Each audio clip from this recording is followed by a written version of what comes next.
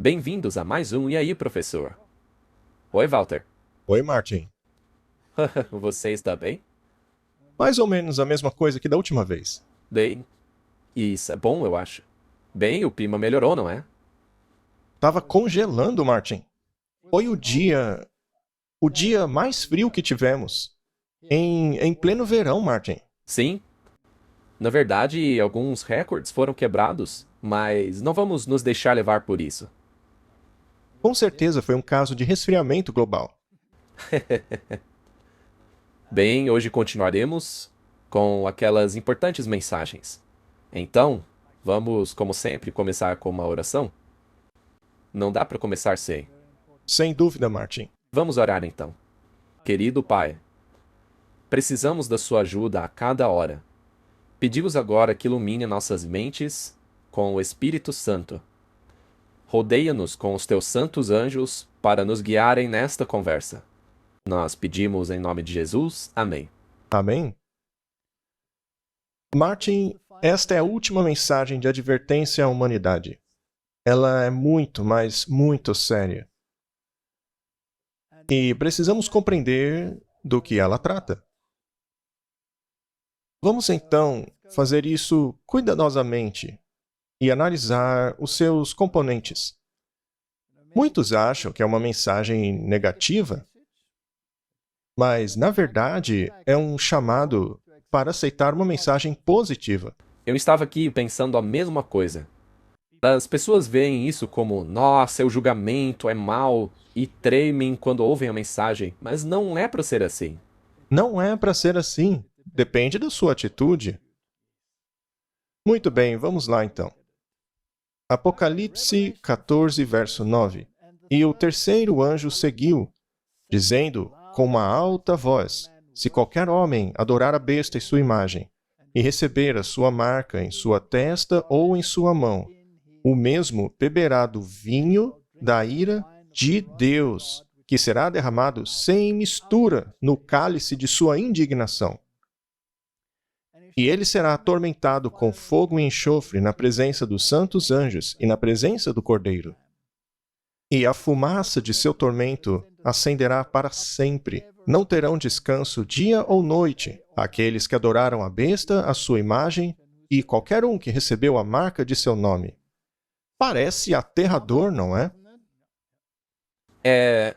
E vale a pena dizer quantas mensagens por aí dentro do mundo cristão não se baseiam nesse texto aí. Todo mundo tem uma opinião sobre o que é a marca da besta. O problema é que elas se esqueceram quem é a besta. Esse é um grande problema. Sem dúvida. E também se esqueceram do que é a marca. Muito bem, vamos dissecar isso daí. O terceiro anjo seguiu, dizendo com uma alta voz: Se qualquer homem adorar a besta e sua imagem. Ponto número 1. É uma questão de adoração. Não é uma questão financeira. Não é uma questão de alguma atividade secular. Não é algo que tem que ver com computadores. Não tem que ver com código de barra. Não, é adoração. Como se adora? É importante saber isso. Continuando. E que recebem a marca dela em sua testa. Esta daqui é a tradução King James. As traduções modernas em inglês colocam a palavra sobre ali. Mas ao colocar essa palavra, aí pode ser qualquer coisa. Um adesivo, uma tatuagem, qualquer coisa física que você coloca lá. Mas seria isso uma questão de adoração? Não. Tecnicamente falando, não. Mas se é posta em sua testa, o que isso quer dizer? Pensamento. Você. Pensa naquilo. É algo que afeta sua mentalidade. Sua decisão? Será que alguma coisa externa, como um código de barra, afeta a sua mentalidade? Pode até ser, mas continua sendo um fator externo. Então, isso aí tem que ver com a mentalidade, com a adoração. Com relação à mão, tem que ver com o que você faz. Então, a marca da besta tem que ver com a adoração. Ela tem que ver com a mente. e também com o que você faz como consequência da sua mentalidade. Correto? A maneira como você faz escolhas afeta a sua adoração. Exato. E este beberá do vinho da fúria de Deus. Como já vimos, vinho em profecia é doutrina. Se você aceita falsas doutrinas, há consequências. E essa consequência é a fúria de Deus. Agora, veja, não é que Deus está gratuitamente derramando a sua fúria. Esta é a consequência de uma escolha que você fez que o desqualifica para o céu. Mas por que isso te desqualifica para o céu? Porque Deus é um tirano? Não. Não. É porque você não é compatível com o céu. E ainda que ela fosse para o céu, ela não seria feliz lá, porque as regras que ela não gosta aqui são as mesmas de lá. Ela seria uma pessoa extremamente infeliz. Ele será atormentado com fogo e enxofre na presença dos santos anjos e na presença do Cordeiro. Nós temos um exemplo desse fogo e enxofre. É um exemplo bem famoso. Foi assim que Sodoma e Gomorra foi destruída até as cinzas.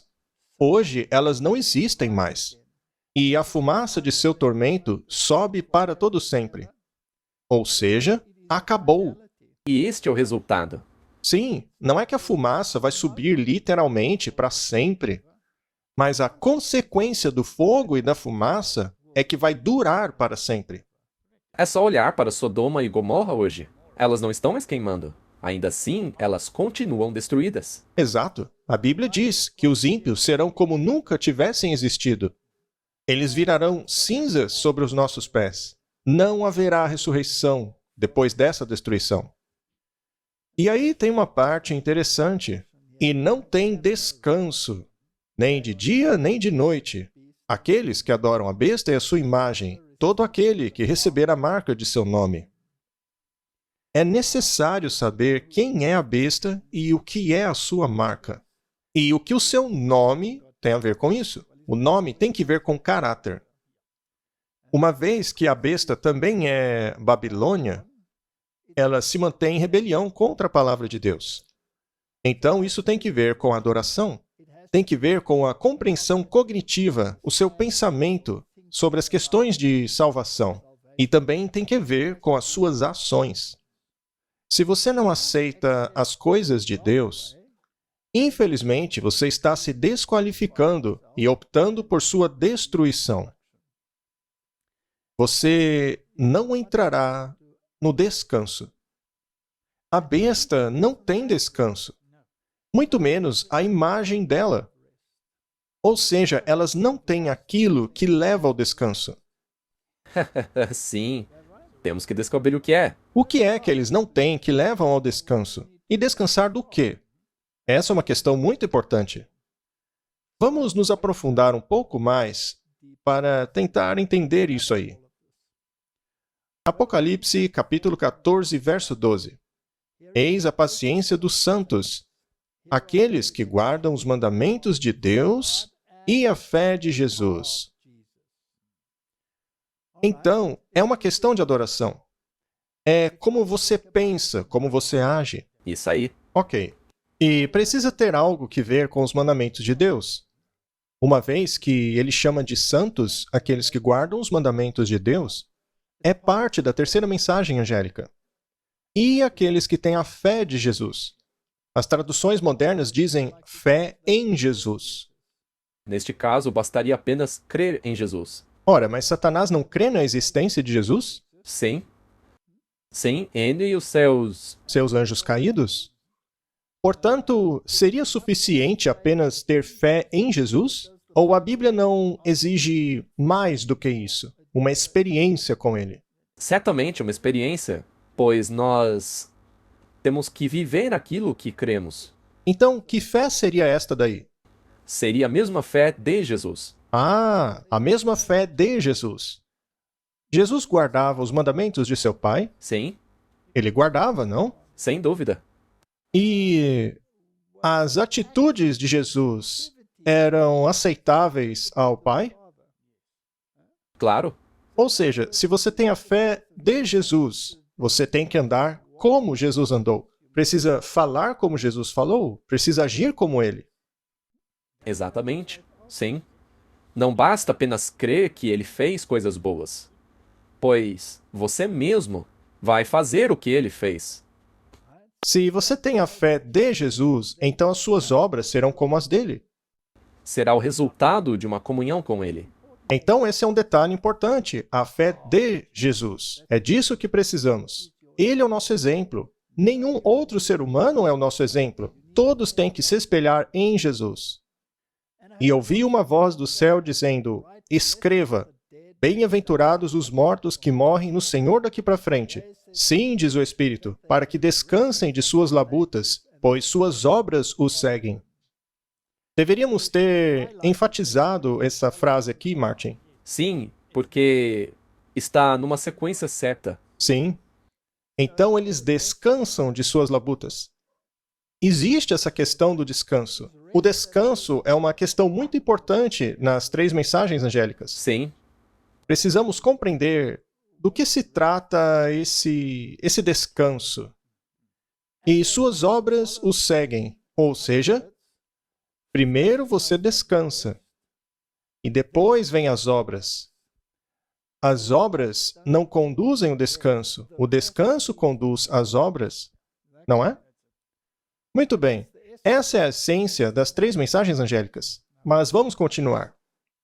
Vejamos essa questão do descanso, Martin. Salmo 95, verso 10. Durante 40 anos fiquei irado contra aquela geração e disse: eles são um povo de coração ingrato. Não reconheceram os meus caminhos. Por isso jurei na minha ira: jamais entrarão no meu descanso. Toda aquela geração não entrou em Canaã. sim, aquela geração acabou morrendo no deserto. Eles não entraram no descanso. Mas o que é esse descanso? Bem, eles não entraram porque não aceitaram os caminhos do Senhor. É importante aceitarmos os seus caminhos? Muito bem. O livro de Hebreus fala sobre isso. Estejamos falando do Antigo Testamento ou do Novo Testamento, Deus não é um Deus de mudanças. Eu juro pela minha ira que eles não entrarão em meu descanso. E a quem jurou que nunca haveriam de entrar em seu descanso, não foi a aqueles que foram desobedientes? Eles rejeitaram os caminhos de Deus. Pois nós, os que cremos, é que entramos naquele descanso. Conforme Deus disse: assim jurei na minha ira, jamais entrarão em meu descanso, embora suas obras estivessem concluídas desde a criação do mundo. Deus criou todas as coisas.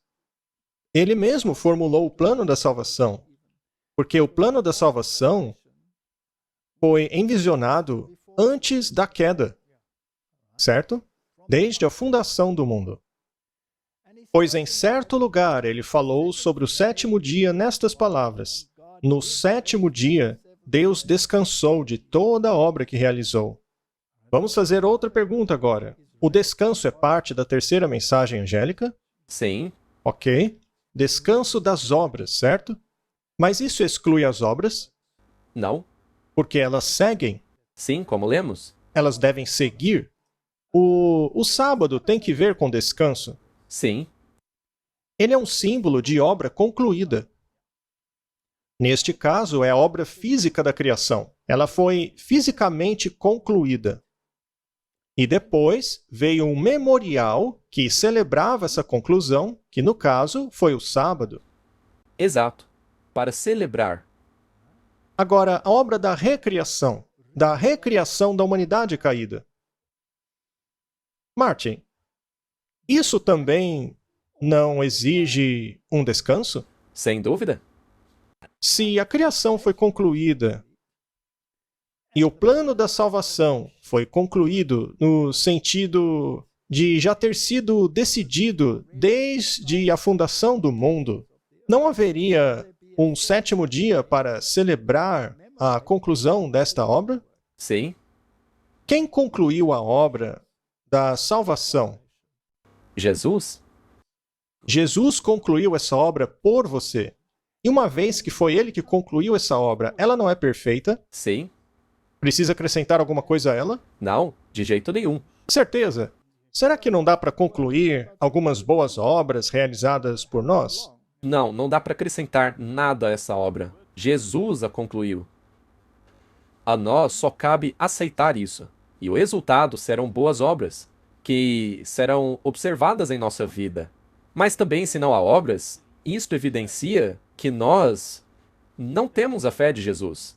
Muito bem. Se eu te der o nada, se eu te der absolutamente nada, e eu disser, olha, deste nada aqui, por favor, crie todo um mundo em apenas 6 dias, ok? Você conseguiria? Não. Não. Desculpa, eu não sei fazer isso. Bem, a mesma coisa se aplica à recriação. Exato. Jesus concluiu a obra. E a nós só cabe aceitar essa conclusão. Fazendo isso, nós descansamos. Descansamos do quê? Da obra. Da obra concluída por Jesus. Ele concluiu a obra. E quem foi que a concluiu? O primeiro que concluiu a primeira obra. Deus. O ato da criação, ele requer exatamente o mesmo poder divino. E não há nada que possa ser acrescentado a essa obra. Após a criação deste mundo, Martin, ele não podia agora ser desfrutado? Sim. Mas não havia algumas regras para o desfrutamento deste mundo? Sim. Bom, uma vez que eu fui recriado e agora posso descansar nesta obra concluída da recriação, não devo desfrutá-la? Sim. Não há certas regras que preciso obedecer para desfrutá-lo? Claro. Muito bem. Vamos analisar isso daí. Este elemento muda todo o jogo. De acordo com o espírito de profecia, o grande conflito, a terceira mensagem angélica é a mensagem mais ameaçadora direcionada a mortais. Este é o conteúdo desta mensagem. A terceira mensagem angélica é a mensagem mais ameaçadora jamais direcionada a mortais. Este, portanto, deve ser um pecado terrível que atrai a fúria de Deus sem mistura com misericórdia. Os homens não devem ser deixados em trevas com relação a esta questão importante. A advertência contra este pecado deve ser dada a todo mundo antes da visitação dos juízos de Deus, para que todos saibam por que eles serão aplicados e para terem a oportunidade de escapar deles. A profecia declara que a primeira mensagem angélica deveria ser anunciada a cada nação, tribo, língua e povo, que é parte das 3 mensagens angélicas, não deve ser menos propagada do que as outras. Ou seja, Martin, é uma mensagem mundial. Ela é representada na profecia como sendo proclamada por uma alta voz, por um anjo voando no meio do céu, que exigirá a atenção do mundo. Portanto, esta é uma questão muito séria. De novo, a questão é que não podemos espalhar uma mensagem defeituosa espalhando apenas as 2 primeiras mensagens. Não, devem ser as 3.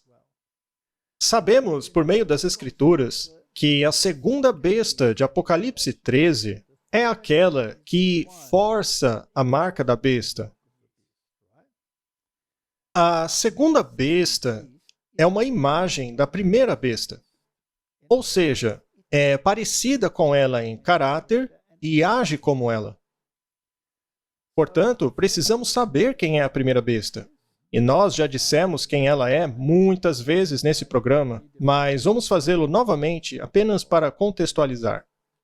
Mas vamos ler o que a segunda besta fará. Este segundo poder político religioso. Ele é secular religioso porque a primeira besta, o catolicismo, e eu digo como sistema, não como as pessoas que estão dentro dele. A primeira besta é um sistema político religioso e a imagem vai agir de acordo com a primeira besta, ou seja, estar de acordo com as doutrinas da primeira besta. Exato. Será um poder cristão. Que tem que ver com adoração. Apocalipse 13:16.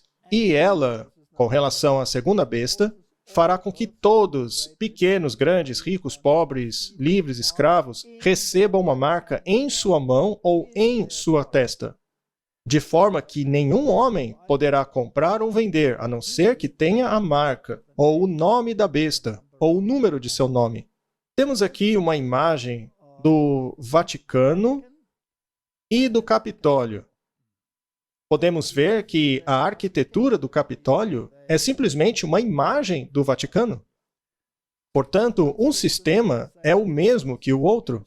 É interessante que os dois lugares são templos, porque existem altares neles. A segunda besta, que é o protestantismo, como vimos, o protestantismo tornou-se parte de Babilônia. Ele caiu. Essa é a segunda mensagem angélica. Será o protestantismo que fará a legislação que dará honra à primeira besta. Então, vamos para a primeira besta historicamente e ler um pouco a respeito dela. Esta é a explicação de John Wesley, escrevendo sobre Apocalipse 13. E fiquei de pé na areia do mar, e vi uma besta sair do mar, tendo 7 cabeças e 10 chifres, e sobre estes 10 coroas, e sobre suas cabeças o nome de blasfêmia. Como já dissemos aqui antes, esta besta é um conglomerado de todas as bestas de Daniel capítulo 7. Uma besta que surgia. Ela surge 2 vezes, uma vez do mar e a outra do abismo. Ela surge do mar, antes das 7 taças. A grande prostituta surge após eles. Ó leitor, precisamos nos aprofundar neste assunto. Ele não deve ser tratado apenas como um ponto de curiosidade, mas como uma solene advertência de Deus. Quando ele fala a respeito da grande prostituta, ele se refere a Apocalipse 17, porque ela se assenta sobre a besta, e em sua testa está escrito mistério. Babilônia, a mãe das prostitutas, certo? O perigo se aproxima. Cuidado contra a força e a fraude. Vistam toda a armadura de Deus. Saindo do mar significa a Europa, ou seja, as nações da Europa. Essa besta é o papado romano, que chegou ao ponto em que se encontra agora, durante 600 anos, e ainda durará mais algum tempo. É a este poder, e mais a nenhum outro, que se refere o texto, em todos os seus pormenores. E, como podemos ver, com a mais clara evidência, a partir das seguintes proposições. E daí ele faz uma exposição bíblica, basicamente um estudo bíblico, mostrando que somente o papado se encaixa nas características. É nisso que os reformadores criam. A primeira besta era o catolicismo, e a sua marca será imposta por meio do protestantismo sob a direção da união entre as igrejas protestantes americanas e o governo daquele país. Vamos ver se existe mesmo uma chance de uma coisa como essa acontecer. Vamos consultar a história moderna. Vejamos este artigo aqui da ABC News, de 27 de outubro de 2023. Que papel terão as visões religiosas de Mike Johnson em sua política? Sua nova função como palestrante e sendo o segundo na sucessão presidencial tem jogado nova luz sobre como aquelas crenças podem influenciar suas posições nas questões da guerra cultural de alto escalão, como aborto e direitos dos gays. Johnson, um apoiador do ex-presidente Donald Trump e um contestador das eleições de 2020, ou seja, aqui o artigo não é positivo em relação a ele, disse a um jornal batista, quando estava concorrendo para o Congresso em 2016, o seguinte: sou um cristão comprometido e minha fé guia tudo o que eu faço. Não há nada de errado com isso, Martin? Não. Em uma entrevista que foi ao ar na quinta-feira à noite na Fox News, Johnson disse ao anfitrião Sean Hannity: hoje alguém na mídia me interpelou dizendo: as pessoas estão curiosas para saber o que Mike Johnson pensa a respeito de qualquer coisa. Eu então disse: bem, tire o pó da sua Bíblia e leia. É aquilo lá que eu penso. Isso está errado? Não. Você não daria a mesma resposta? Igualzinho. Eu teria dito a mesma coisa. Então não há nada de errado com isso. Vamos continuar. Alguns democratas assinalaram que a influência religiosa de Johnson na política é preocupante. O deputado Jamie Raskin disse em uma postagem no X que a maneira de falar de Johnson parece mais uma teocracia. Isso é interessante porque a teocracia tem leis. Correto? Jesus disse: dai a César o que é de César, e a Deus o que é de Deus. Não misture. E ele nunca misturou. Não devemos ter a mesma fé de Jesus? Não devemos misturar a igreja e o Estado. Johnson tem indicado que ele não acredita na separação entre a igreja e o Estado, com relação à primeira emenda que estabelece na cláusula: o Congresso não fará lei estabelecendo uma religião ou proibindo o livre exercício da mesma. Nós temos dito constantemente que isto aí será derrubado. Ou então será interpretado de uma outra forma. Sim, pode ser que eles não apaguem a cláusula, mas eles podem reinterpretá-la. Exatamente, Martin. Muito bem. Vamos um pouco mais adiante para ver como ele lida com essa questão. Existe um movimento que quer deixar a religião para fora da política, que recusa qualquer influência da religião sobre ela. Mas os fundadores de nosso país estariam apoiando os nossos esforços de hoje. Este conceito de separação é um mal-entendido muito comum e importante. Nós devemos abordar essa questão. Eu acho que hoje é um ótimo dia para fazê-lo. Na verdade, é um dos meus tópicos favoritos. É um tema sobre o qual eu tenho debatido, escrito e ensinado em universidades nos últimos 25 anos, um quarto de século. Por 2 dessas décadas, eu passei em tribunais defendendo casos de liberdade religiosa. E naqueles anos eu aprendi que este é um dos assuntos mais mal compreendidos de nossa cultura.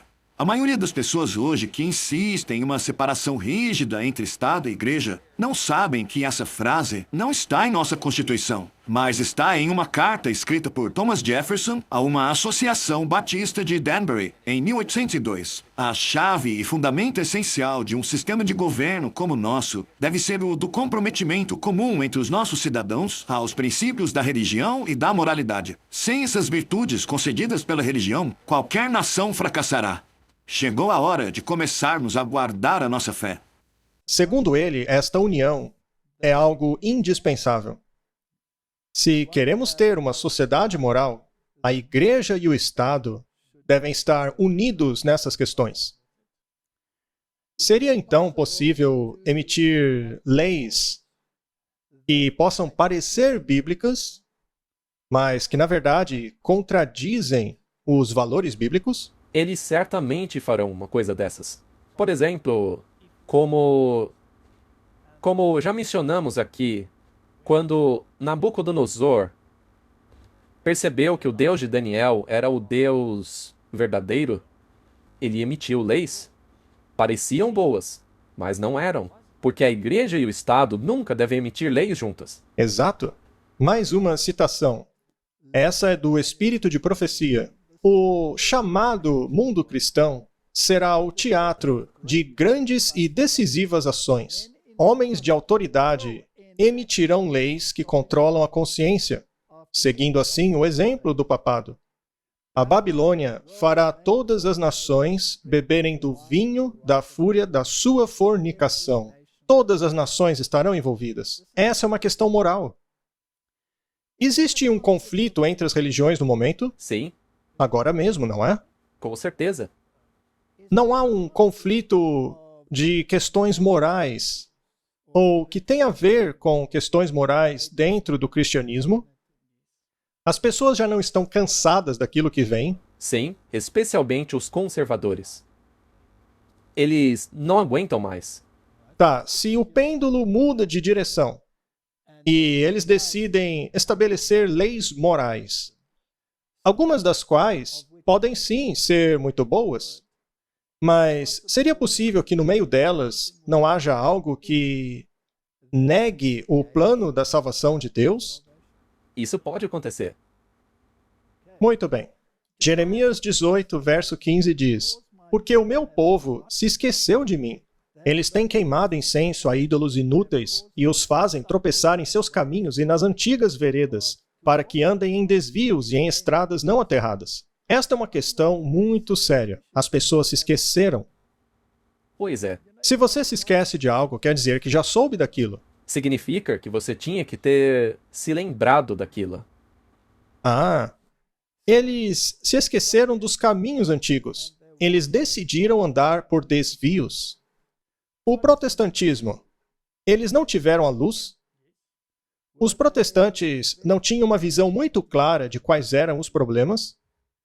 Ainda assim, seria possível que os protestantes, por causa da fraternidade, jogasse fora os caminhos antigos? Sem dúvida. No nosso programa Babilônia Caiu, nós mostramos isso.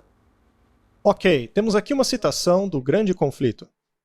É nesta vida que devemos nos separar do pecado, por meio da fé no sangue redentor de Cristo. Como somos salvos, Martin? Somente pelo sangue redentor de Cristo. Por meio da fé. Fé nisso daí. Muito bem. Nosso precioso Salvador nos convida a unirmos-nos a Ele, a unirmos nossa fraqueza à sua força, nossa ignorância à sua sabedoria, nossa indignidade aos seus méritos. A providência de Deus é a escola pela qual devemos aprender a mansidão e humildade de Jesus. Precisamos da fé de Jesus.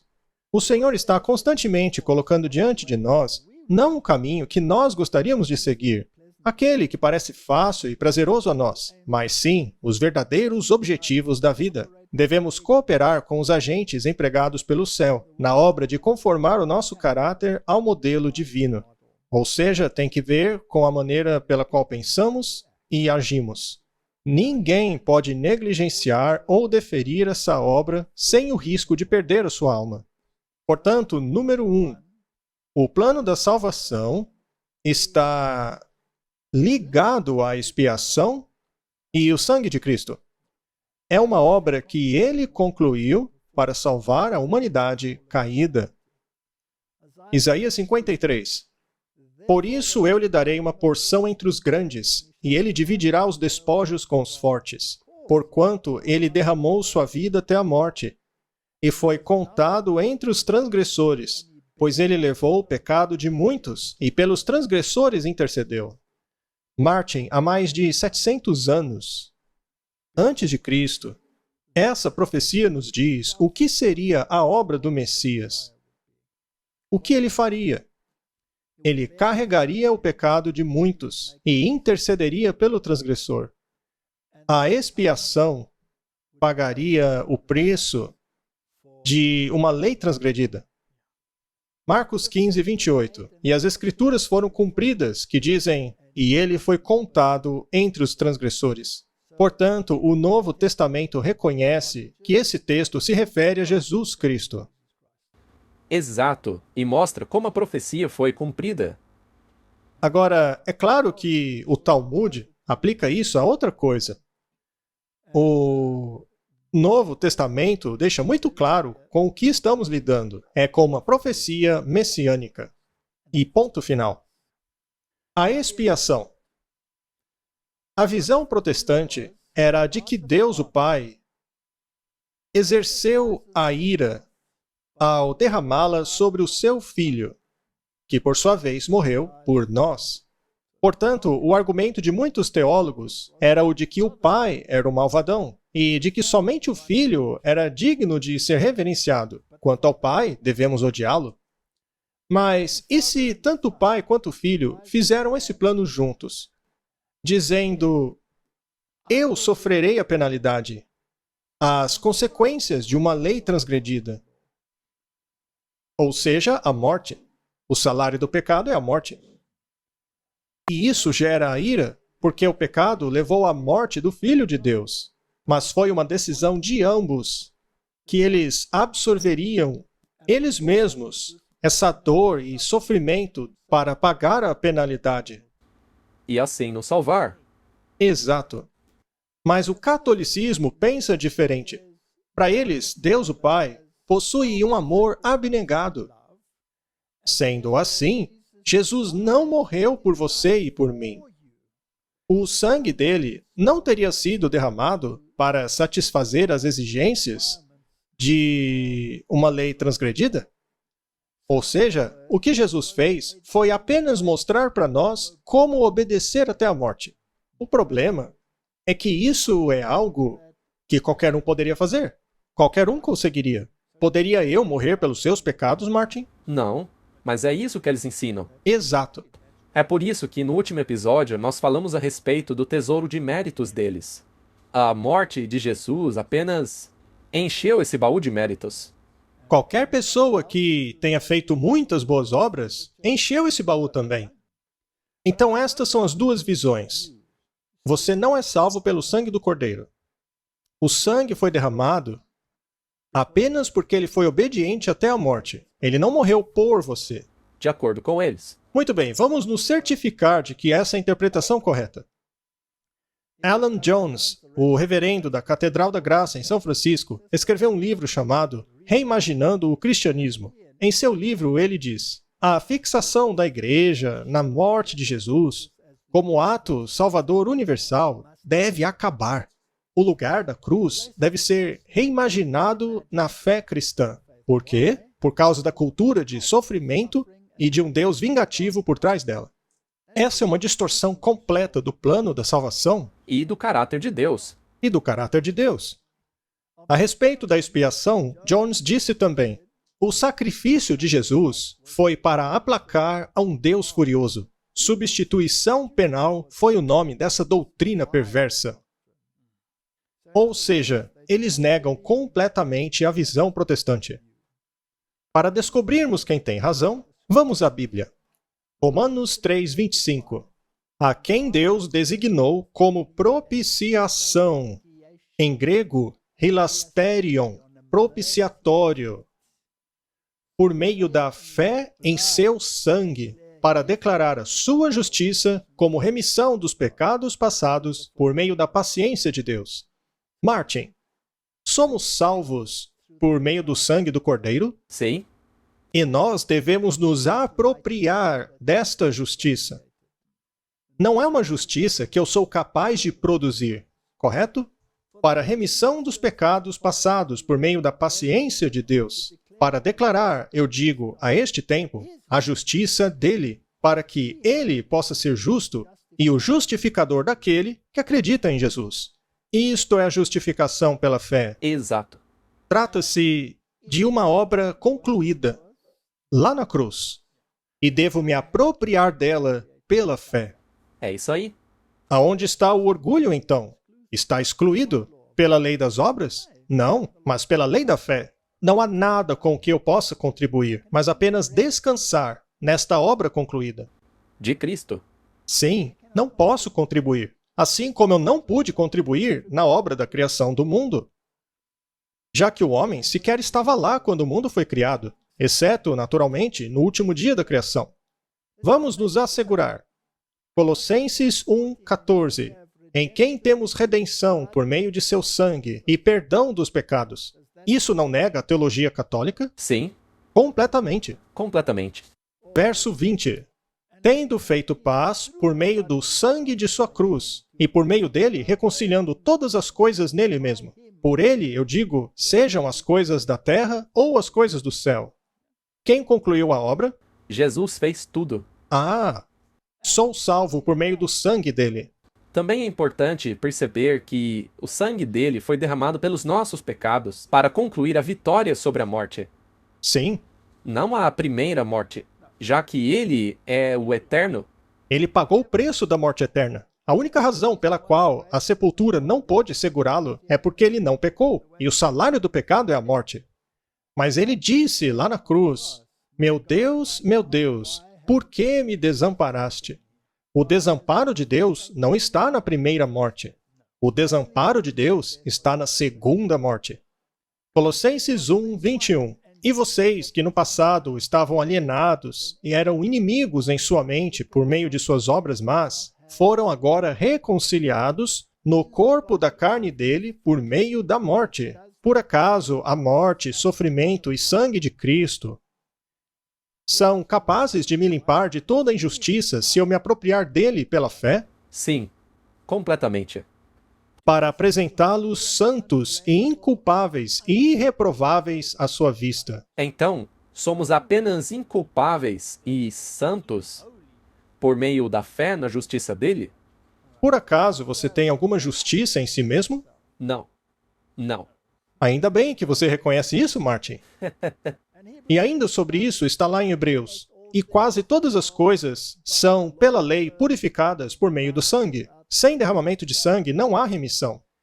A Bíblia não está em harmonia com a doutrina católica. A doutrina católica se baseia na tradição. É pagã. É babilônica. Você é salvo pelas suas obras. Não se acredita nas coisas que Deus disse. Vamos dar uma olhada no posicionamento protestante. Catequismo de Heidelberg. Como é a sua justiça diante de Deus? Resposta: apenas por meio de uma verdadeira fé em Jesus Cristo. Para que, apesar de a minha consciência me acusar de haver eu transgredido grosseiramente todos os mandamentos de Deus e não ter guardado nenhum deles, e ainda ter a inclinação ao mal, apesar disso, Deus, sem nenhum mérito de minha parte, mas apenas por pura graça, me concede e imputa a mim a satisfação perfeita, a justiça e santidade de Cristo. É como se eu nunca tivesse cometido nenhum pecado. É como se eu tivesse praticado toda aquela obediência que Cristo conquistou para mim. Sendo assim, eu abraço este benefício por meio de um coração crente. Este é o posicionamento da Reforma. Este é o posicionamento bíblico. Em outras palavras, se você não aceita isso, então não há descanso na obra concluída. Você não pode descansar nas obras concluídas porque você ainda está ocupado tentando se salvar. Pois é. Muito bem. Vamos para uma citação de Atos dos Apóstolos. Com grande clareza e poder, o apóstolo apresentou a doutrina da justificação pela fé em Cristo.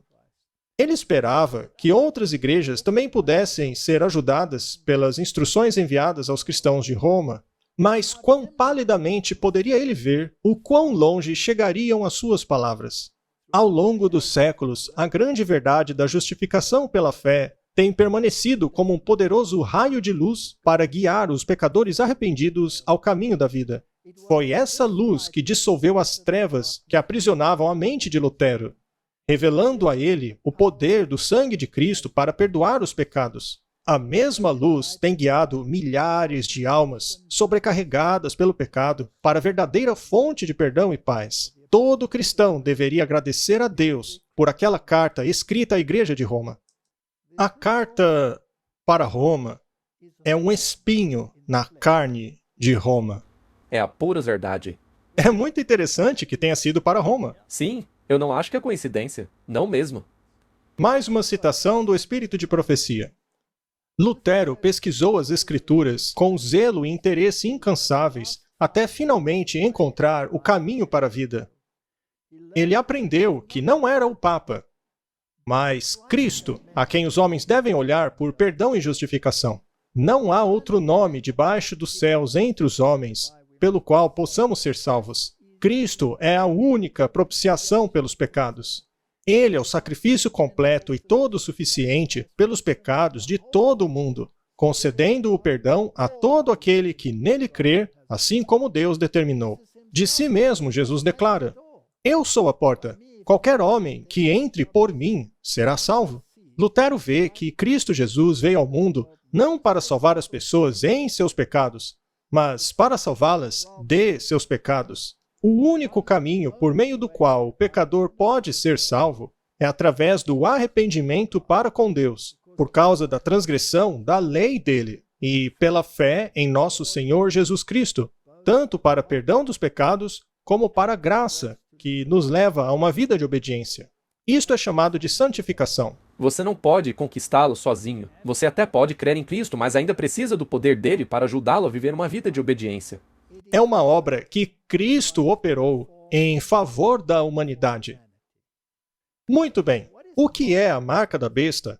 em contraste com o selo de Deus, ou a marca de Deus. Por que existe um contraste? Esta palavra que lemos ali, a marca ou selo, é o mesmo conceito. Então, Deus tem um selo ou uma marca, e a besta, o catolicismo, também tem um selo ou uma marca. Êxodo 31:13. Fale aos filhos de Israel, dizendo: certamente os meus sábados guardareis, pois é um sinal entre mim e vocês ao longo das gerações, para que saibam que eu sou o Senhor que os santifica. De onde então vem a sua santificação? Do Senhor. Quem te declara justo? Ele. Muito bem. E ele te declara justo apenas por causa da justiça de Cristo. Muito bem. E o sábado não está associado a isso? Não dá para separar. É um sinal, não é? Martin, se você guarda o sábado, você está assim celebrando as obras concluídas da criação. Aham. De acordo com Deuteronômio, você também está celebrando a obra concluída da salvação. Sim. Os israelitas não foram retirados do Egito pela força de Deus? Ou será que saíram por sua própria força? Isso é muito interessante, porque Moisés achava que seria pela própria força dele, mas após 40 anos no deserto, ele mudou de ideia. Ah, muito bem. É possível separar o sábado do sinal da santificação e salvação? Não. Êxodo 31:14. Portanto, vocês deverão guardar o sábado, pois é santo para vocês. Qualquer um que o profanar será morto. Qualquer um que fizer qualquer obra nele, essa alma será cortada de seu povo. Portanto, o sábado representa o descanso, sendo também o oposto de obras. Exatamente. É curioso que sejamos acusados de ter uma religião baseada em obras, não é? Dizem que somos legalistas. Legalistas. Mas, Martin, se o sábado significa descanso, o que ele tem a ver com obras? Na verdade, se ele significasse obras, nós morreríamos. Sim, porque aí não estaríamos guardando o sábado de acordo com seu significado. Muito bem, então o sábado está ligado a isso, correto? E vai ficar ainda mais interessante. O manto da justiça. Ezequiel 16:14. Sua fama espalhou-se entre as nações por sua beleza. Deus está falando sobre o seu povo aqui. Por sua beleza, pois ela era perfeita, por causa do esplendor que eu coloquei sobre você, diz o Senhor Deus. Porém, você confiou em sua beleza e usou sua fama para se tornar uma prostituta. Você concedeu seus favores a todos os que passaram por perto e a sua beleza se tornou deles. Muito bem, como somos declarados perfeitos? Por meio de Deus. Por causa dele. Sim, por causa da obra dele. Por causa dele. Ele nos faz perfeitos. Somente ele. E como nós somos salvos, Martin? Por meio dele e da sua justiça. Porém, eles não gostaram. Queriam a sua própria beleza por meio de suas próprias obras. Mas não podemos nos salvar por nossas obras, apenas pela justiça de Cristo. Mateus continua essa história quando ele relata essa parábola de Jesus. E quando o rei veio para ver os convidados, ele viu um homem que não possuía a veste nupcial. E ele disse: amigo, como entrou aqui se não tem a veste nupcial? E ele ficou mudo. Então o rei disse aos seus servos: atem os seus pés e mãos e lance-o para fora nas trevas, onde existe choro e ranger de dentes. Podemos ser salvos com a veste errada, Martin? Não. Veja, se você permanecer com a sua própria veste, você está perdido. É necessário ter a justiça de Cristo. Não é importante fazer a escolha certa? Qual é a consequência da escolha errada? ser lançado fora, no meio das trevas. Esta veste nupcial é o manto da justiça que somente Cristo nos oferece, o qual nos apropriamos por meio da fé. Temos aqui uma citação de Mensagens Escolhidas. Muitos têm escrito a mim, me perguntando se a mensagem da justificação pela fé é a mensagem do terceiro anjo. E eu tenho respondido que a mensagem do terceiro anjo verdadeiramente é a mensagem da justificação pela fé. Ela é totalmente a terceira mensagem. Martin, Portanto, é uma mensagem negativa ou positiva? Aí que tá, é uma mensagem positiva.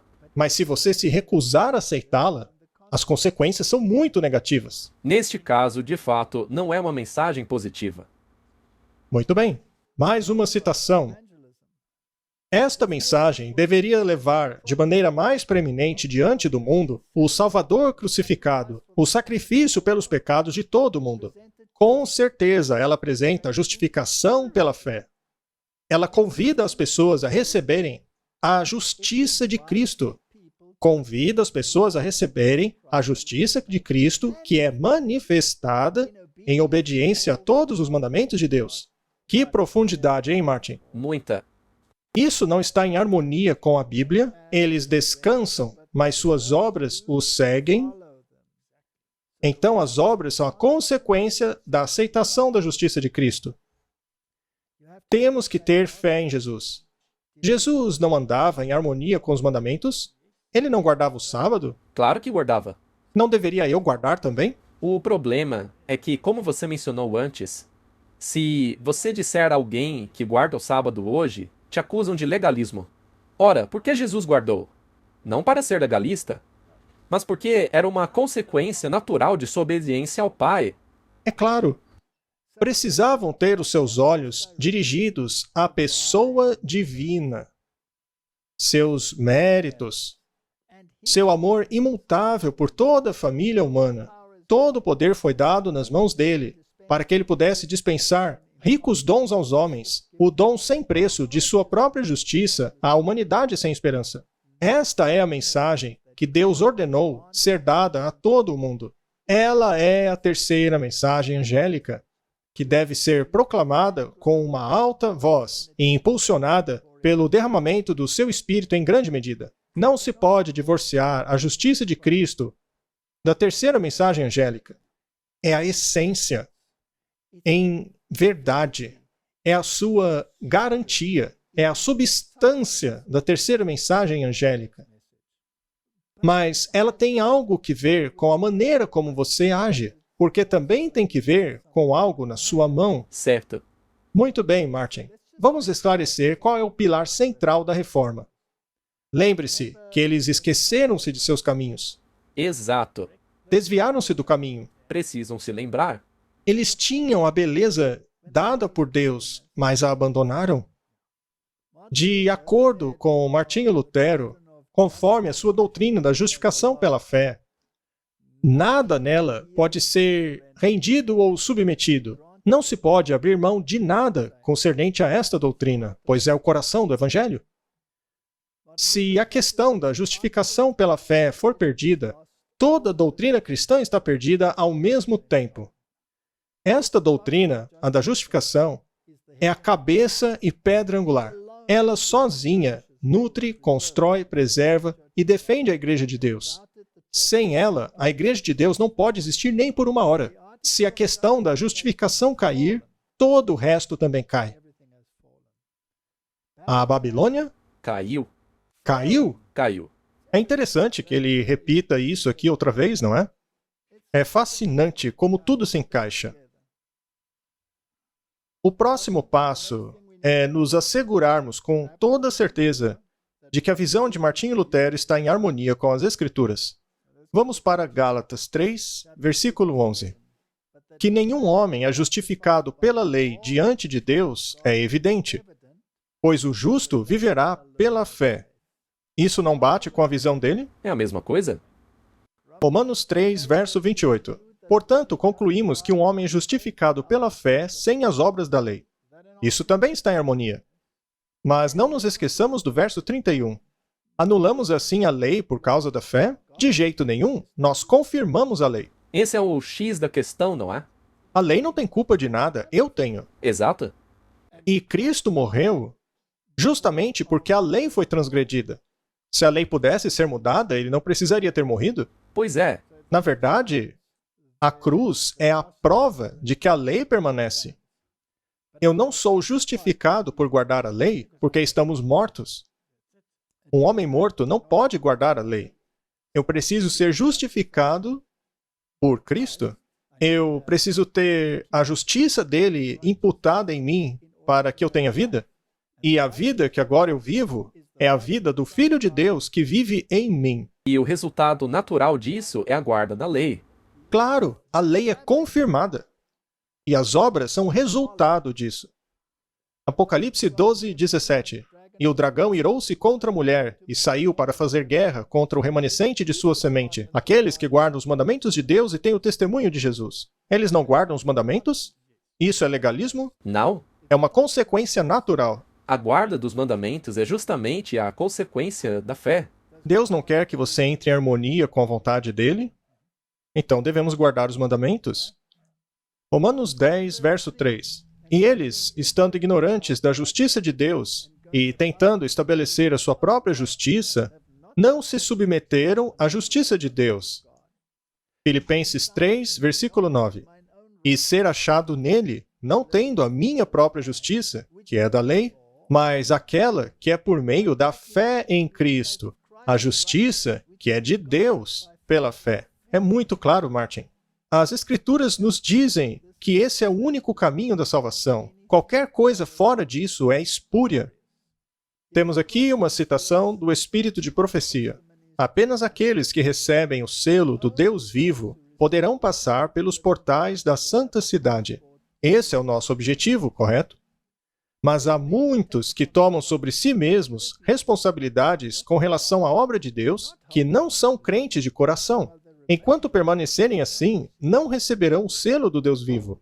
Eles confiam na sua própria justiça, a qual o Senhor vê como tolice e presunção. Este é o coração do Evangelho. Não se pode abrir mão disso de maneira alguma. Isso é inegociável. Martin, não faz muito tempo, o mundo testemunhou a assinatura de um documento conjunto da Declaração sobre a Justificação. Dos protestantes junto aos católicos. Exato, os protestantes voltando em harmonia ao catolicismo. Mas no passado, os dois eram como luz e trevas. Isso nem faz sentido. Vejamos o que aconteceu.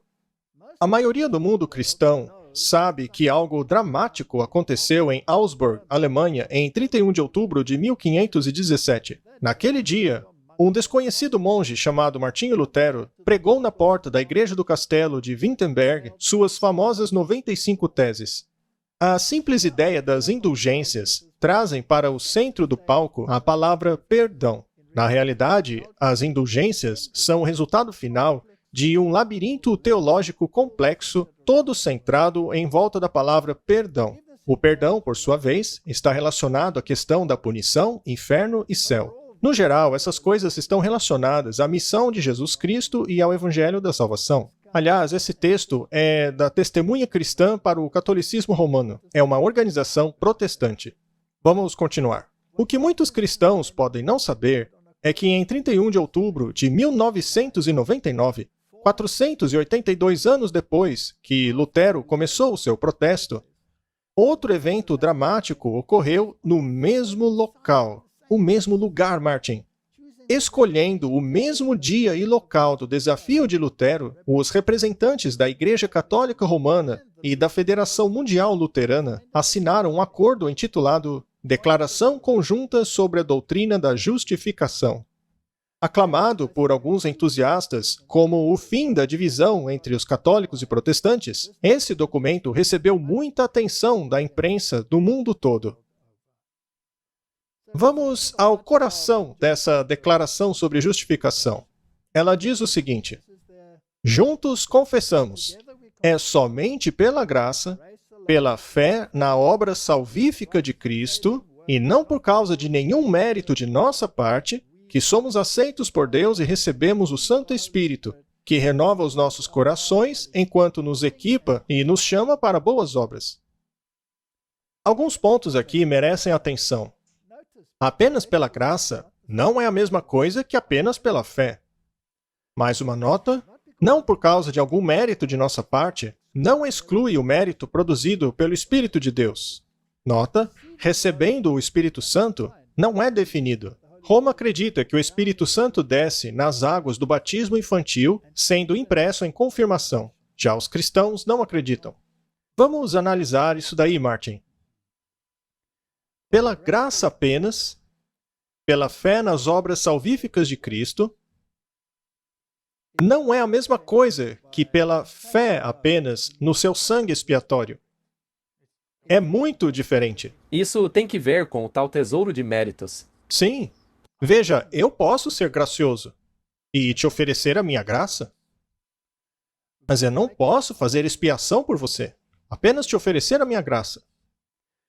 Portanto, essa declaração não passa de blá blá blá.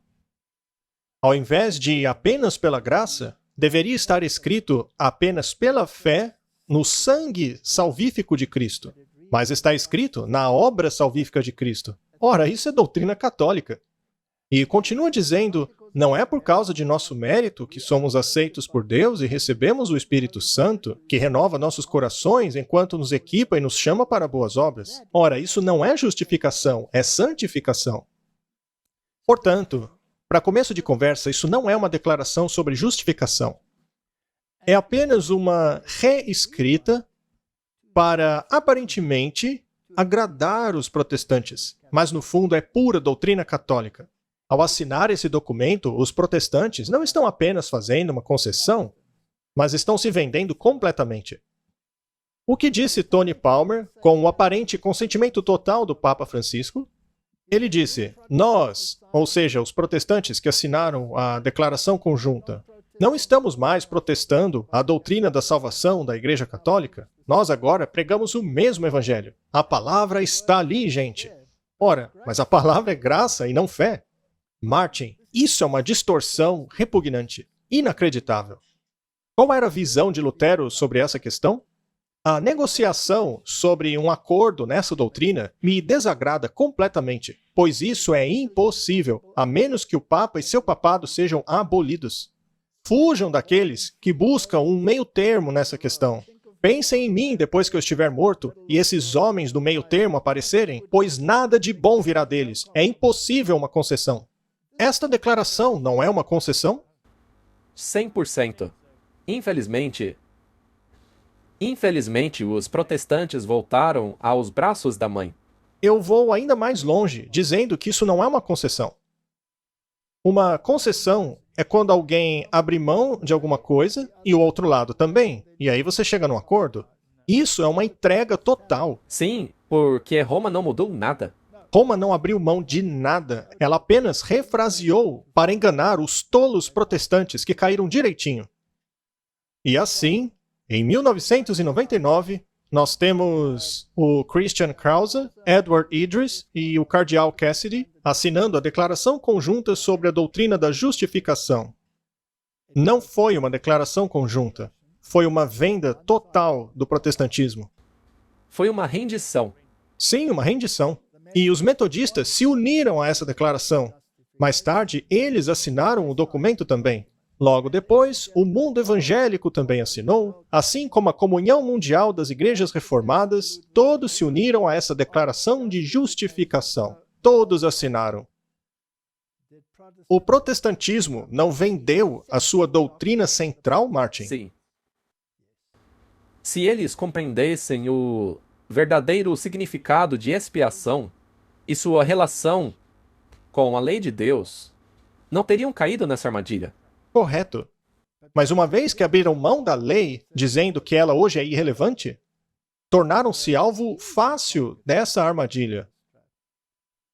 Ao lermos o livro Caminho a Cristo, um dos livros mais maravilhosos que existem no mundo, leremos o seguinte: todo coração deve se submeter a Deus. Do contrário, a mudança nunca ocorrerá em nós, por meio da qual somos restaurados à sua semelhança. Nossa natureza é separada da de Deus. As Santas Escrituras descrevem nossa condição nas seguintes palavras: mortos em transgressões e pecados. Toda cabeça está doente, todo coração está fraco, não há saúde alguma. Somos prisioneiros da armadilha de Satanás, capturados por ele em sua vontade, mencionando Efésios, Isaías e Timóteo. Deus deseja nos curar e nos libertar, mas uma vez que isso requer toda uma transformação, a renovação de toda a nossa natureza, precisamos nos submeter completamente a ele. A luta contra o eu é a maior batalha jamais lutada. A submissão do eu, a rendição de tudo à vontade de Deus, requer uma luta. Mas a alma precisa se submeter a Deus antes de poder ser renovada em santidade. Eu não posso contribuir, apenas submeter-me. Submeter-se e então deixar Deus trabalhar em você. Correto? Temos um exemplo famoso na Bíblia, em Lucas capítulo 18. 2 homens foram para o templo para orar, um fariseu e o outro publicano. O fariseu orava de pé para si mesmo, dizendo: Deus, eu te agradeço, porque não sou como os outros homens, ladrões, injustos, adúlteros, ou até mesmo esse publicano. Jejuo 2 vezes por semana, dou dízimos de tudo que tenho. Já o publicano, ficando de longe, sequer levantava seus olhos aos céus, mas batia no seu peito, dizendo: Senhor, tenha misericórdia de mim, um pecador. E eu digo a vocês que este homem, o publicano, foi para casa justificado, o outro não foi. Pois todo aquele que se exalta será rebaixado, e aquele que se humilha será exaltado. Não é fácil para os homens se humilharem. É algo muito difícil. A nossa tendência natural é não nos humilharmos. Só somos salvos pela justiça de Cristo. O que ensina a doutrina católica? E lembre-se, isso aqui é infalível, hein? São declarações ex-cátedras, feitas a partir do trono do Papa. É imutável, não pode ser revertido. Se qualquer um disser que a justiça recebida não é preservada e também não aumentada diante das boas obras de Deus, mas que essas obras são meramente frutos e sinais da justificação obtida e não a causa de seu aumento, que ele seja anátema. Isso contraria a Bíblia. É uma oposição direta. É o contrário da doutrina protestante. É uma negação da Bíblia. O problema é que não importa o que aconteça, você não pode assinar uma declaração conjunta de acordo. Justamente com Roma. Não, porque Roma nunca muda sua doutrina. Temos aqui mais uma declaração feita no Vaticano II. Pois é pela liturgia, por meio da qual, especialmente no sacrifício divino da Eucaristia, tudo isso aí já é blasfêmia, Martin. Porque não existe sacrifício divino na Eucaristia, pois por apenas um sacrifício ele foi para sempre aperfeiçoado. E a liturgia é a rotina que acontece ali no serviço religioso. A obra da nossa redenção é concluída. Veja que o sangue de Cristo não está aí, Martin, em nenhum lugar. É especialmente por meio da liturgia que os fiéis são capacitados a expressarem em suas vidas e manifestar a outros o mistério de Cristo e a natureza real da verdadeira igreja. Martin, isso nega completamente a expiação. É importante a gente mostrar essas coisas porque estamos sempre ocupados com a terceira mensagem angélica, e isso daí nos ajuda a identificar a besta e o que ela ensina. O que a besta ensina, sim? Porque, se você segui-la, você está adorando a besta. E porque, se você segui-la, você estará perdido. E receberá a marca dela. Sim. Temos mais uma citação magnífica aqui dos Sinais dos Tempos. Todos que decidiram servirem a Deus procurarão saber e fazer a vontade dele, custe o que custar. O verdadeiro servo de Deus será manifestado por sua voluntária obediência a todos os mandamentos de seu mestre. Se me amais, guarde os meus mandamentos. Do contrário, você é um mentiroso e a verdade não está em você. É simples. Eles não murmurarão, procurando encontrar alguma falha na lei, mas declararão por palavra e ação: este é o amor de Deus, que guardem os mandamentos dele, e os mandamentos dele não são pesados. Ao obedecerem à lei, estarão fazendo aquilo que é agradável à vista do céu, e todas as promessas da palavra de Deus são concedidas para apoiar os fiéis e obedientes. Podem ter esperança em sua misericórdia, construir em seus conselhos imutáveis, obter ânimo para os seus corações, porque sua vontade está colocada ao lado da vontade de Deus. É o seu alimento fazer a vontade de Deus e concluir a obra dele. Os portais da cidade eterna se abrirão para a nação que guardou a verdade. Os servos de Deus comerão da árvore da vida e aproveitarão as riquezas inescrutáveis da eternidade. O homem disse a Jesus: o que eu tenho que fazer para herdar a vida eterna? A resposta foi: guarde os mandamentos. E aqui temos mais um componente da terceira mensagem angélica. Devemos olhar para esse componente com uma perspectiva bíblica também. Esta é uma citação do Espírito de Profecia. A obra médico-missionária é a mão e o braço direito da terceira mensagem angélica que deve ser proclamada a um mundo caído. Médicos, administradores e trabalhadores de qualquer linha, agindo fielmente em seu papel, estão fazendo a obra da mensagem. A partir deles, o som da verdade irá a toda nação, língua, tribo e povo. Nesta obra, cabe aos anjos celestiais uma parte. Eles despertam alegria espiritual e melodia nos corações daqueles que foram libertados do sofrimento, e alegria e ações de graça a Deus surgem de muitos corações que receberam a preciosa verdade. Martin, a obra médico-missionária, curar o corpo, é parte da mensagem. Sim, pois a partir dela vem a cura da mente. O Senhor Jesus é o nosso exemplo. Ele veio ao mundo como um servo da humanidade. Ele foi de cidade a cidade, vila a vila, ensinando o evangelho do reino e curando os doentes. Cristo gastou mais tempo curando do que ensinando. Isso é parte da mensagem. Vamos falar mais sobre isso depois. Vejamos o selo de autoridade. Afinal, nós seremos selados, correto? É o que diz a Bíblia, e isto é claro. Este selamento é o nosso passaporte para o céu. Mas o passaporte para o céu é o manto da justiça. Este é o seno. Então o selo e o manto da justiça devem estar em harmonia um com o outro, correto? Vamos dar uma olhada no selo de autoridade. Encontramos em Êxodo 20, bem no meio dos 10 mandamentos. E é a respeito do mandamento do sábado. Lembra-te do sábado para santificá-lo. 6 dias trabalharás e farás toda a tua obra. Mas o 7º é o sábado do Senhor teu Deus. Nele não trabalharás, nem tu, nem teu filho, nem tua filha, nem teu servo, nem tua serva, nem o teu gado, nem o estranho que habita em tua casa. O mandamento é bastante claro. Temos que descansar no dia do sábado. Mas por quê? Porque em 6 dias o Senhor fez o céu e a terra, o mar e tudo que há neles. E descansou no 7º dia. Portanto, o Senhor abençoou o dia do sábado e o santificou. Esse mandamento dá autoridade a todo o decálogo. Por quê? Porque ele nos revela quem é que deu os mandamentos. É o Senhor, Jeová, é o nome de Deus. Ele fez. Esse é o título dele. Ele é o Criador. E a sua jurisdição é o céu e a terra. Assim como qualquer selo presidencial, por exemplo, dos Estados Unidos, possuem esses componentes. Para emitir uma lei, a autoridade precisa dizer eu, ou seja, o nome, seja lá qual for, e então o seu título como presidente, e depois o território, Estados Unidos da América, ou qualquer outra nação. É o mesmo processo. Portanto, o selo dá autoridade à lei. Sem o mandamento do sábado, qualquer pessoa poderia ter emitido esses mandamentos. Exatamente. Qualquer um poderia. E o mandamento diz, lembre-se. E hoje vemos que o mundo esqueceu o mandamento. Correto? Mas uma constatação. Isaías 58. Se desviares o teu pé do sábado, de fazer o teu prazer no meu santo dia, se chamares ao sábado prazeroso, o santo dia do Senhor, honrado, e a ele honrar, não seguindo seus próprios caminhos, nem procurando seu próprio prazer ou falando suas próprias palavras, então achareis prazer no Senhor, e farei com que cavalgues nas alturas da terra, e se alimente da herança de Jacó, o seu pai, pois a boca do Senhor assim o disse.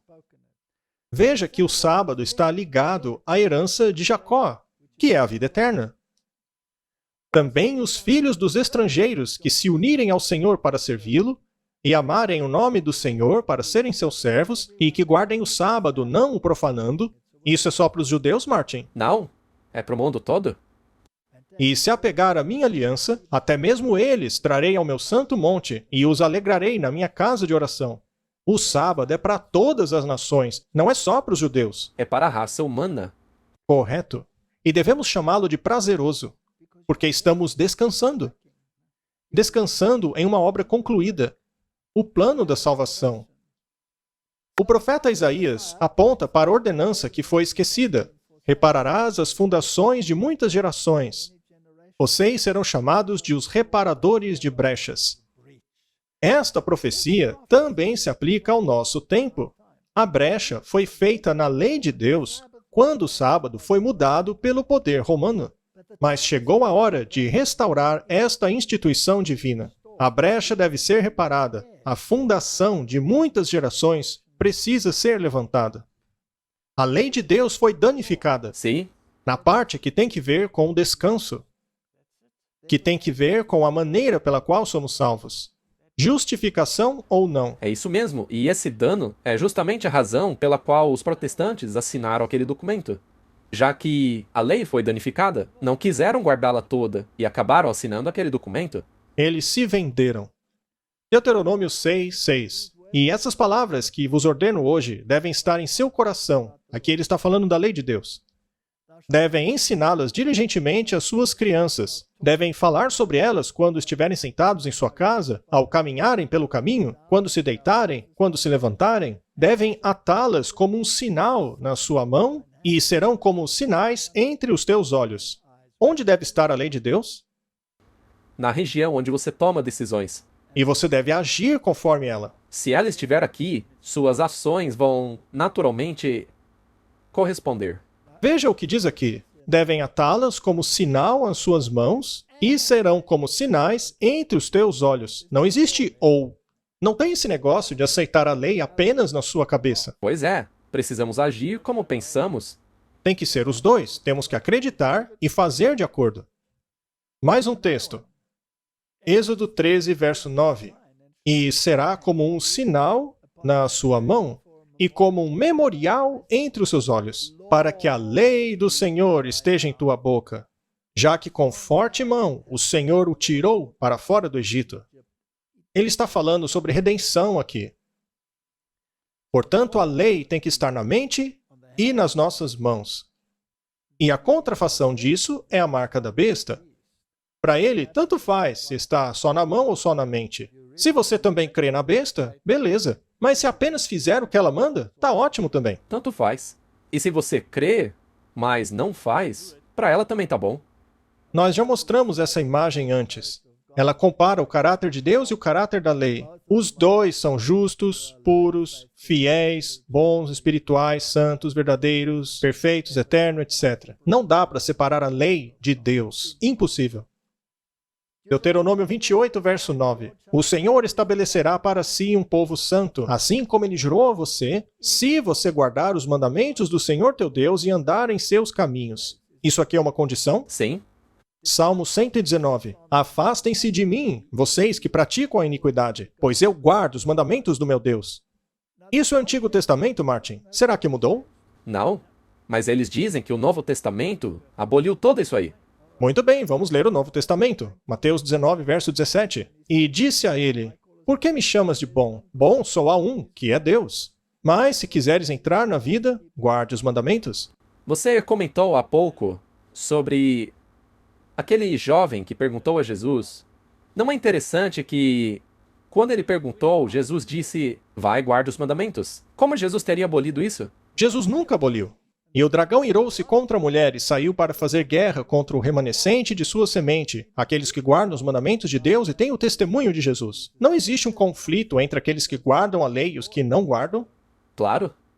E isto é repetido em Apocalipse. Aqui está a paciência dos santos, aqueles que guardam os mandamentos de Deus e têm a fé de Jesus. Ou seja, fazem o que Jesus fez. E eles... A lei acabou? Não, claro que não. Isto está claro na Bíblia. Sim, é isso que diz a Bíblia. Vejamos agora a presunção de Roma. Daniel 7, verso 25. Aqui Daniel fala sobre exatamente os mesmos poderes de Apocalipse 13. E ele, o poder do anticristo, dirá grandes palavras contra o Altíssimo, e ferirá os santos do Altíssimo, e pensará em mudar os tempos e as leis. E eles serão dados em sua mão até um tempo, tempos e meio tempo. Hoje não dá para explicar todos os detalhes, mas o X da questão é o seguinte. Esse poder seria tão presunçoso que tentaria mudar os tempos e as leis. Qual dos 10 mandamentos trata especificamente de tempo? O quarto mandamento. Muito bem. Mas o tribunal se assentaria e tomaria dele o seu domínio, para consumi-lo e destruí-lo até o fim. Aquele que pensa ser capaz de mudar as leis de Deus será destruído. Muito bem. Quem mudou a lei? Vamos perguntar para o próprio papado? O Papa tem poder para mudar tempos, anular leis e dispensar todas as coisas, até mesmo os preceitos de Cristo. Isso não é uma das coisas mais arrogantes que você já viu em sua vida? Definitivamente. O que coloca para longe de dúvidas aquilo que dissemos há pouco. Na verdade, o que lemos que o anticristo faria. Como eu sei que Deus é um Deus de paciência e graça? Bem, podemos ver que Deus é paciente porque ele está suportando isso daí por mais de um milênio já. Martin, se Deus realmente fosse um tirano, esse pessoal já teria sido evaporado há muito tempo. Vamos para mais uma citação. É claro que a Igreja Católica alega que a mudança foi um ato seu e que esse ato é uma marca de seu poder eclesiástico e autoridade em questões religiosas. Eles não têm vergonha de assumir isso porque eles acreditam terem esse poder. O domingo é a nossa marca de autoridade. A Igreja está acima da Bíblia e essa transferência da observância do sábado é prova desse fato. Martin, esta declaração é muito arrogante. Uma vez que eles dizem que o domingo é a marca de autoridade deles, não seria então o sábado a marca da autoridade de Deus? O próprio Jesus disse que ele é o Senhor do sábado. Quando uma pessoa guarda o sábado, qual autoridade ela está se submetendo? A autoridade de Deus. Muito bem. E se Jesus é a palavra, deveríamos basear nosso pensamento na autoridade da palavra ou da autoridade do Papa? Na autoridade da palavra. Sola Escritura? Sim. Muito bem. Eles mesmos chamam domingo de marca. E eles são a besta. Não seria então essa a marca da besta? É só ligar os pontos. Não é difícil de entender. É uma questão de adoração. É bem simples. E eles dizem que podem até mesmo mudar os preceitos de Jesus. Isso é blasfêmia. Muito bem, mais uma citação, dessa vez do Catecismo Católico. A voz do Papa é a voz da razão. Ele está acima da lei, podendo transformar o errado em certo, ao corrigir e mudar as leis. Ele até mesmo afirma que pode mudar o que Jesus disse. Qual é o dia do sábado? O sábado é o dia do sábado. Por que guardamos o domingo ao invés do sábado? Nós observamos o domingo ao invés do sábado porque a Igreja Católica transferiu a solenidade do sábado para o domingo. Eles não podem negar, está no próprio catequismo. Não. Ninguém pode negar. Ninguém pode negar que Roma fez a mudança. Muito bem, agora vamos à questão do descanso. Não o Criador do universo, em Gênesis 2, 1 a 3, mas é a Igreja Católica que pode reclamar para si a honra de ter concedido ao homem uma pausa de seu trabalho a cada 7 dias. Isso já revela por que eles fizeram a mudança. Aham, porque eles querem ser aqueles que te dão descanso das suas obras. Mas eles não querem aceitar a justiça de Cristo. Eles a rejeitaram. A razão e o senso comum exigem a aceitação de uma ou outra dessas alternativas, ou o protestantismo e a guarda do Santo Sábado, ou o catolicismo e a guarda do Santo Domingo. Qualquer concessão é impossível.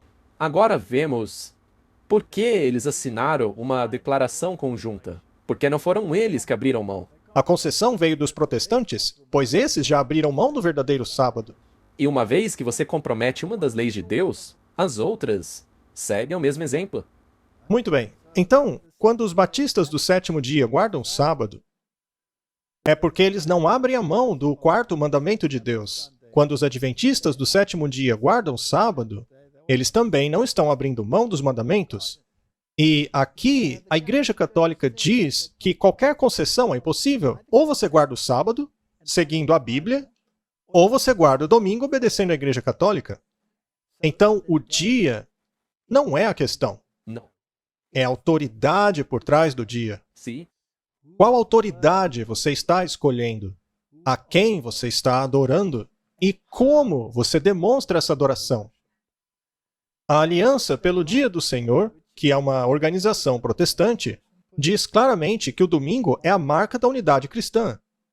É por isso... É a marca da besta. Sim, e esse é um ponto de contenda, o dia do Senhor. Mas na Bíblia você vê facilmente que é o sábado, que é o dia do Senhor. A Bíblia diz isso. Jesus é o Senhor do sábado. Não se pode fazer do domingo o dia do Senhor. Isaías diz claramente que o sábado é o dia do Senhor. Os registros católicos dizem que o domingo foi fundado não nas Escrituras, mas na tradição e é distintamente uma instituição católica. O Novo Testamento não faz menção explícita que os apóstolos mudaram o dia de adoração, mas nós sabemos isso pela tradição. Este é o Catequismo Novo Revisado de Baltimore. Jesus disse: "Vocês me adoram em vão, porque ensinam como doutrinas mandamentos de homens. Vocês colocam de lado os mandamentos de Deus e se apegam à tradição de homens, como a lavagem de copos e vasilhas, assim como muitas outras coisas parecidas que vocês fazem." Poderíamos acrescentar aqui, guardar um dia diferente? Por causa da tradição. Por causa da tradição. Assim você me adora em vão. Não é uma questão de adoração? Muito bem. Mais uma citação. O primeiro mandamento da Igreja, a observância do domingo e de seus dias santos. Veja, eles dizem que este é o mandamento mais importante deles. No primeiro mandamento da Igreja, a solene observância dos santos dias é obrigatória a todos nós. Existem 7 festivais do Nosso Senhor, 5 de Nossa Senhora e 3 dos santos. Na instrução da Igreja Católica está assim: teria a Igreja Católica poder para fazer qualquer alteração nos mandamentos de Deus? A resposta é: ao invés do 7º dia e outros festivais apontados na antiga lei, a Igreja prescreveu os domingos e dias santos para serem separados para a adoração de Deus. E agora temos a obrigação de guardar estes como consequência ao mandamento de Deus, ao invés do antigo sábado. Com que direito? Do deles? Isso não é presunção? Claro. Mas a profundeza da questão é que o sábado representa o descanso. O que representa que você descansa nas obras concluídas de Cristo, que você se apropriou da justiça de Cristo. Eles não rejeitam a justiça de Cristo, substituindo pela sua própria justiça? Sim. A salvação é pelas obras.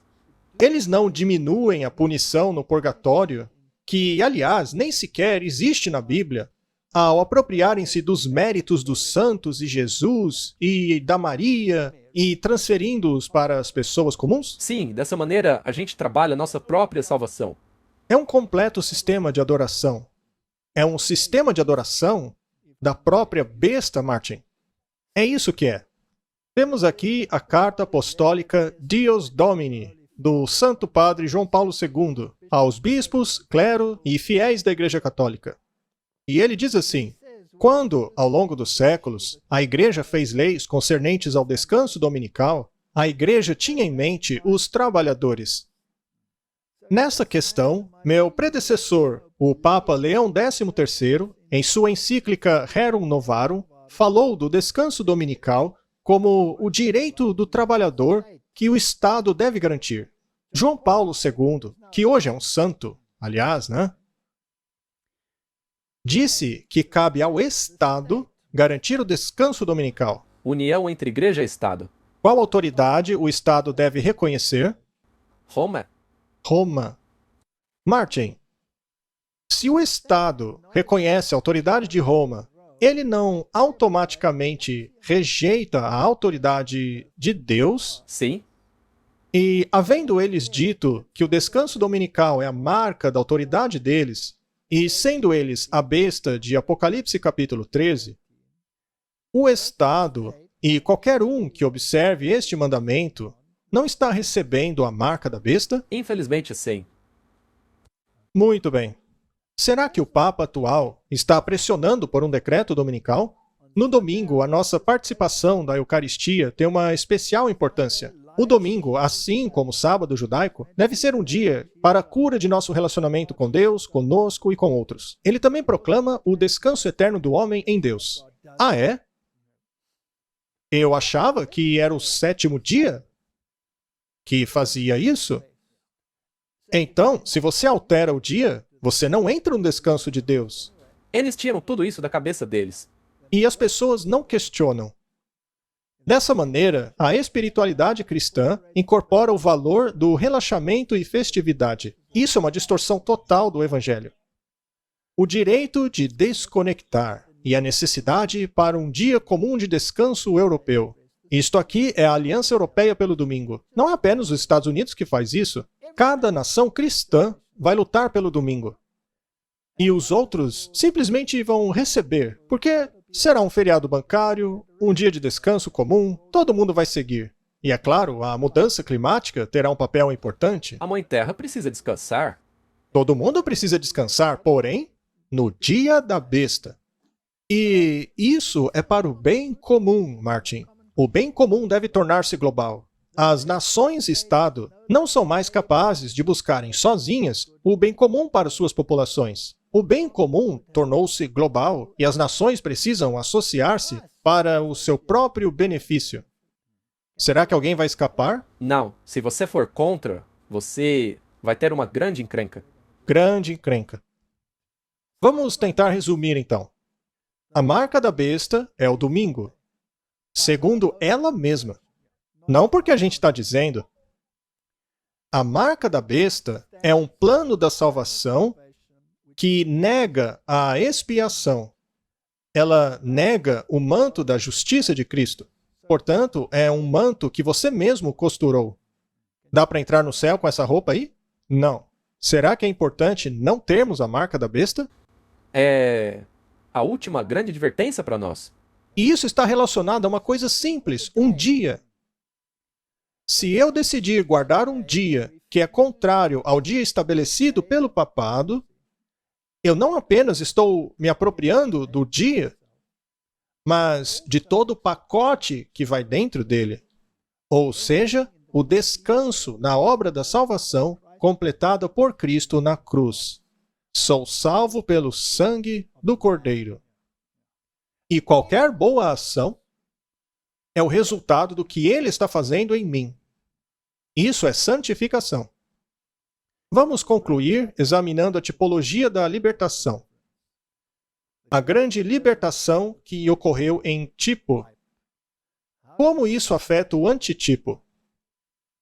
E depois, Moisés e Arão foram ao faraó, dizendo: Assim diz o Senhor de Israel, deixe meu povo ir, para que façam uma festa para mim no deserto.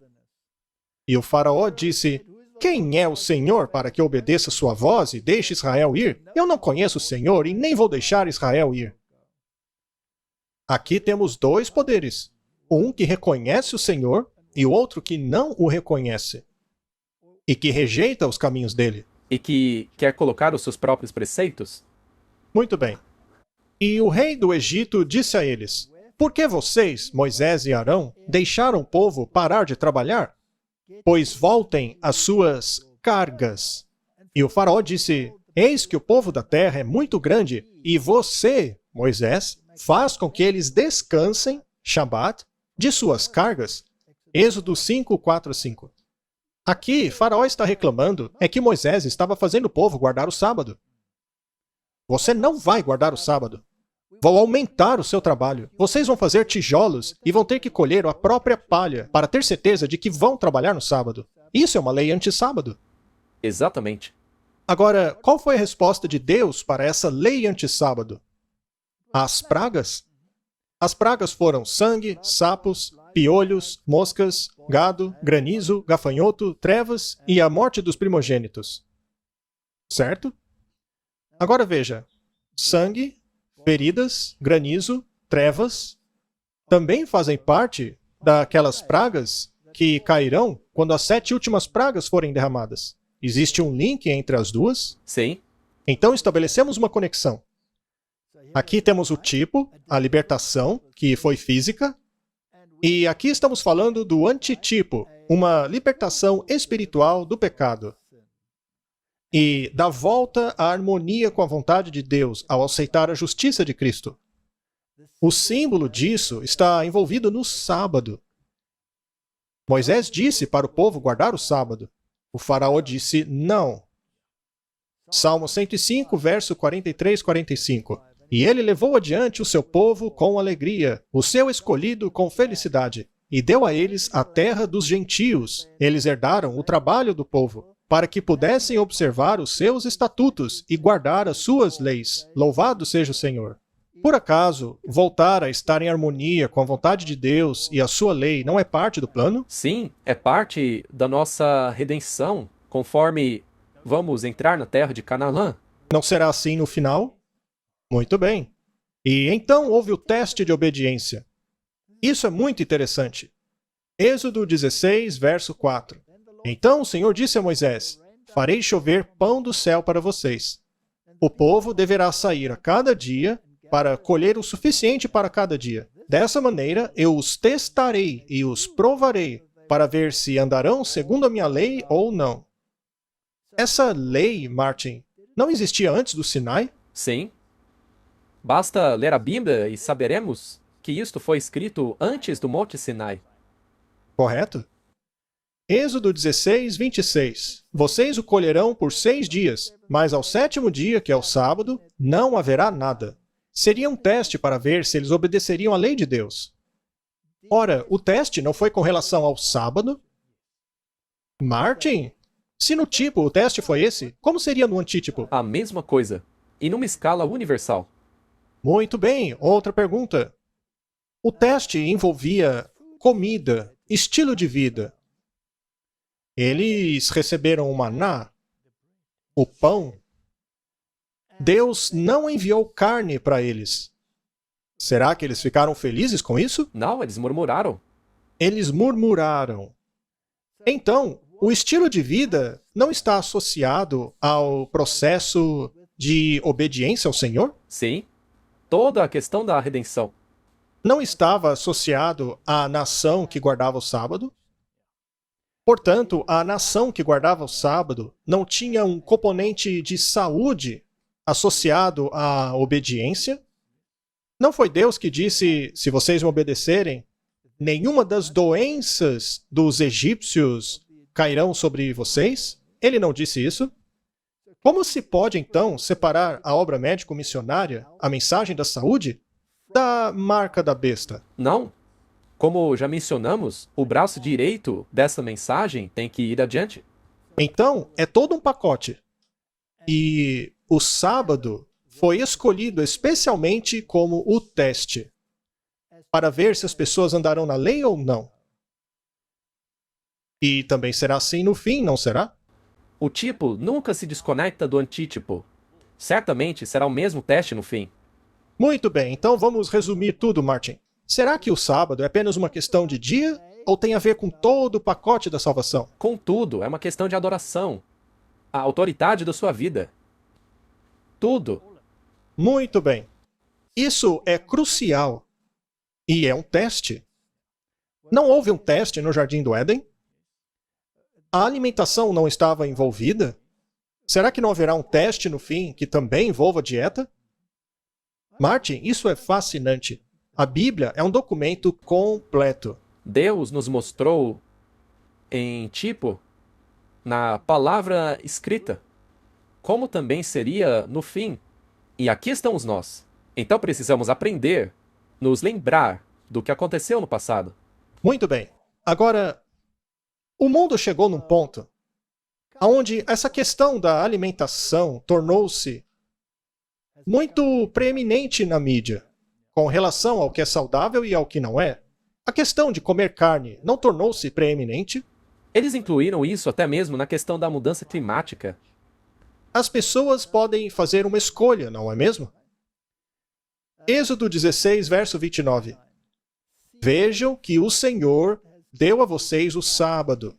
Portanto, no 6º dia, ele lhes dá pão para 2 dias. Que cada homem permaneça em seu lugar. Que nenhum homem saia de seu lugar no 7º dia. Era tão estrito que, se você fizesse isso, tinha pena de morte. A fúria de Deus e a pena de morte não está associada à decisão final também? Certo. Será que Deus estava preocupado apenas com um dia ou porque era uma questão de salvação? Era uma questão de salvação. A sua atitude determinava isso. Martin, como somos salvos? A quem você reconhece como seu Salvador e Redentor? Seria um sistema mundial baseado em obras? Ou é pela doutrina bíblica da salvação pela fé apenas? Essa é a questão que temos aqui. As últimas pragas serão derramadas. São 7 cálices da ira de Deus. Apocalipse 16, verso 1. E ouvi uma grande voz do templo dizendo aos 7 anjos: Vão e derramem as taças da fúria de Deus sobre a terra. E o primeiro foi e derramou a sua taça sobre a terra, e abriu-se feridas malignas e dolorosas sobre os homens que tinham a marca da besta, e sobre aqueles que adoravam a sua imagem. Ou seja, se você escolher obedecer o poder da besta, contrariando a vontade de Deus, entrando em harmonia com a vontade da besta, o catolicismo, você estará escolhendo adorar a besta. E quem adora a besta, adora o dragão. Salmo 2, verso 12 diz: Beije o filho, para que este não se ire e você pereça quando a sua fúria for despertada. Bem-aventurados aqueles que colocam nele a sua confiança. Martin, toda a questão da marca da besta é uma escolha entre o caminho de Deus e o caminho do homem. É uma escolha entre Babilônia, eu faço o que quero, faça o que quiseres, pois é tudo da lei, colocando Deus de lado, ou é morrer para o próprio eu e voltar a estar em harmonia com Deus, ao permitir que Ele trabalhe em você e o transforme. Essa é a questão. João 14, verso 6. Jesus disse a ele: Eu sou o caminho, a verdade e a vida. Nenhum homem vai ao Pai senão por mim. Esta questão é crucial na Bíblia. Ou ela é verdadeira ou não é. E também tem relação com a marca da besta. Porque a besta também diz: ou você é meu amigo, ou meu inimigo. E Jesus também diz: é um ou outro. Vinde a mim os cansados e sobrecarregados, e eu lhes darei descanso. O seu descanso ou vem da marca da besta, ou vem de Deus. E como saber qual descanso você escolheu? Pelo dia que escolhi. É um sinal. É um sinal. É um sinal que mostra qual autoridade você escolheu. Muito bem. Assim, comparecemos com ousadia diante do trono da graça, para obtermos misericórdia e encontrarmos graça no tempo de necessidade. A única maneira de sermos salvos é por meio de Cristo e seus caminhos. Que o Senhor possa ajudar a esclarecer isso às pessoas. Não se trata de apenas um dia. A questão é que o dia é o sinal que mostra qual autoridade você aceitou ou rejeitou. Envolve todo o plano da salvação. Não aceite a marca da besta. Não aceite qualquer coisa que contrarie a vontade de Deus e os mandamentos dele. Jesus guardou os mandamentos. Nós também temos que guardá-los. Jesus guardou o sábado. Nós temos que guardá-lo. Não para sermos salvos, mas porque reconhecemos que fomos salvos. Vamos orar? Querido Pai, este é um assunto muito complexo. Existe muita confusão em torno da marca da besta.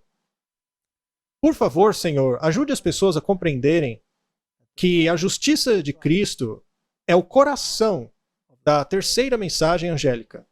Em nome do Senhor Jesus. Amém. Amém. Olá, pessoal. Estamos indo para o Brasil. Martin, I'm impressed. I don't know what you said, but I hope people understood it. But in case they didn't, I could just say to them that God willing, we will be in Brazil at the end of February of 2024. So please subscribe to the website, campaltercierollano.com. I don't know whether I pronounced that correctly either, But I'm sure people will understand. but I think they will understand. Thank you and see you hopefully soon. Many blessings.